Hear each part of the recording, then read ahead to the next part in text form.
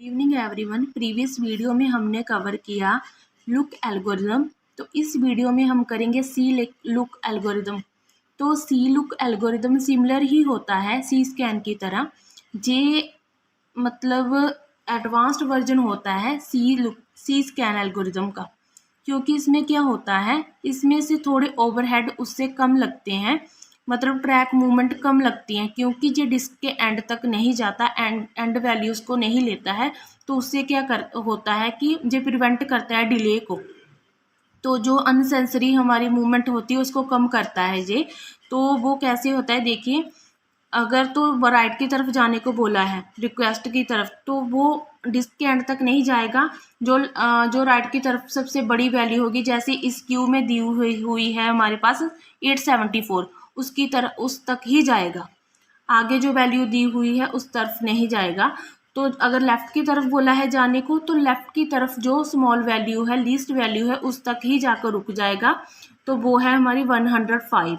तो ऐसे जो वर्क करता है, जो डिस्क के एंड तक नहीं जाता है, तो इससे क्या होता है, ओवरहेड कम होते हैं, तो अनसेसरी जो मूवमेंट होती है ट्रैक की वो भी कम होती है। तो ऐसे ये फास्ट वर्क करता है, तो ये सबसे अच्छा माना जाता है सब एल्गोरिदम से, क्योंकि ये इसमें मूवमेंट थोड़ी कम लगती हैं। तो हम करेंगे इसको एग्जांपल के थ्रू। तो मैं आपको करके बताती हूँ।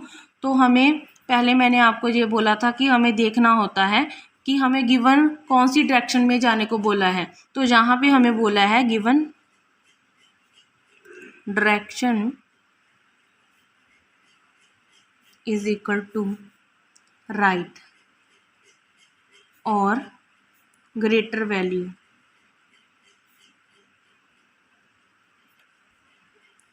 तो जैसे ये देखिए, हमारा नंबर ऑफ ट्रैक्स कितने हैं, टोटल ट्रैक्स कितने हैं 1000।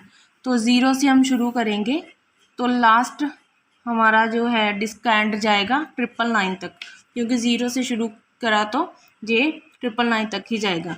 तो हमारा करंटली हेड कहाँ पे प्लेस है, करंटली हेड हमारा है 345 पे प्लेस, ठीक है। तो अभी उन्होंने बोला क्या है, उन्होंने बोला कि राइट और ग्रेटर वैल्यू की तरफ जाना है। तो राइट किसकी राइट में जाना है, हमें जाना है 345, करंटली हेड जहाँ पे प्लेस है उसके राइट को जाना है। मतलब कि इससे बड़ी वैल्यू आएंगी सारी की सारी इसकी राइट में।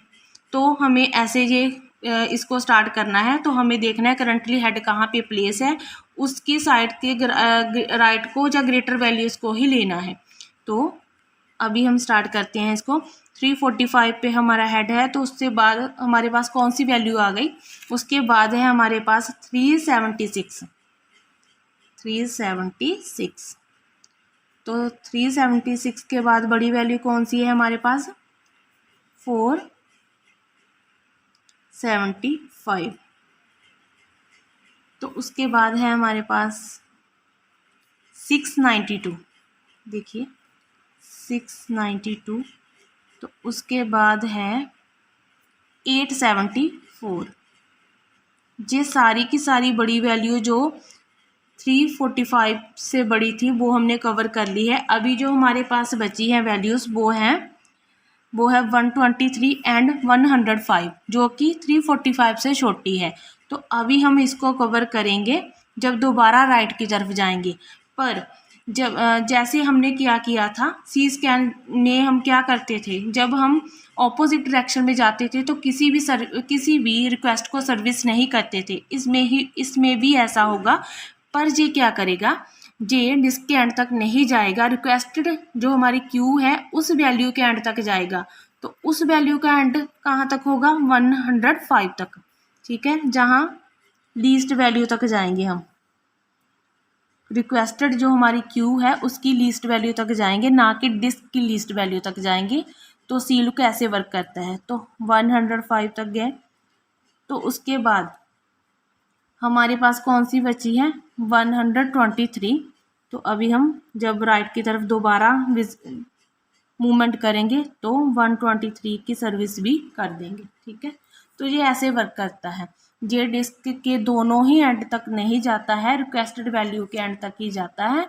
तो जिस तरफ को उन्होंने हमें मेंशन किया होता है उस तरफ ही मूवमेंट करनी होती है। जैसे राइट की तरफ बोला था तो हमने करंटली जहाँ पे हेड प्लेस है उसके राइट में जाकर ही सर्विस करनी है सभी जो रिक्वेस्टेड आई हैं।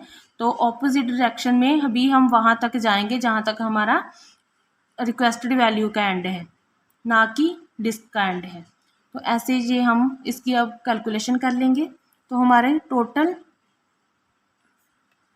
Tracks movement is equal to, देखिए तो ये कैसे निकालते हैं, एंड वैल्यूज़ को ही कैलकुलेट करते हैं। 874 माइनस 345, बीच में प्लस आएगा, प्लस जहाँ पे स्पेस कम है मैं यहाँ पे लिख लेती हूँ। उसके बाद ये दोनों होगी एंड वैल्यू ऑफ जे और जे। 874 माइनस 105 प्लस अभी ये 123 माइनस 105।